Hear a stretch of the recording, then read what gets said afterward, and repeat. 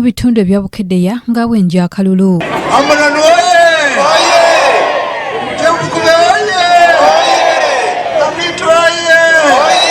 Ono abaaye abasuubiza okusitula ebyenfuna byabwe n'anenya gavumenti eriko olw'okulemererwa okussaawo enkola ezikulaakulanya bannansi essira n'erissa ku kuwola ensimbi.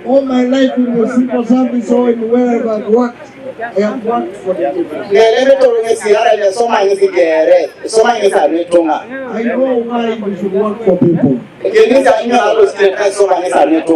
know why we should love people. Mafabi era anenyeza gavumenti olw'okulemererwa okutumbula ebirime ebivaamu ensimbi ekireese abamu ku bannayuganda nga mponga byoya n'asuubiza okutumbula ekirime ekya ppamba ne muwogo. Here this place was known for cassava. And the cassava gets its starch. Always Panadol. Yes, a Panadol. One will take it. You know Panadol?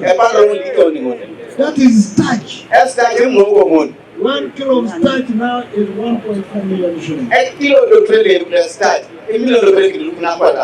So if we grow cassava here and we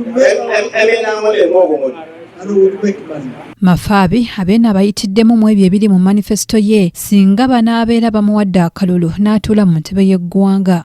My government will market for you the cotton.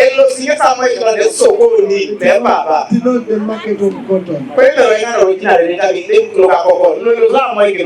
Mafabi akyamudde ab'e Bukeddeya bw'ayogedde ku balimi b'omuceere bye bayitamu nti omulina gavumenti okubatiisatiisa. Oluvudde eno ayolekedde ebitundu ebya Akereyi, Aligoyi, Aminiti ne Korir n'abasuubiza okulwanirira eddembe lyabwe.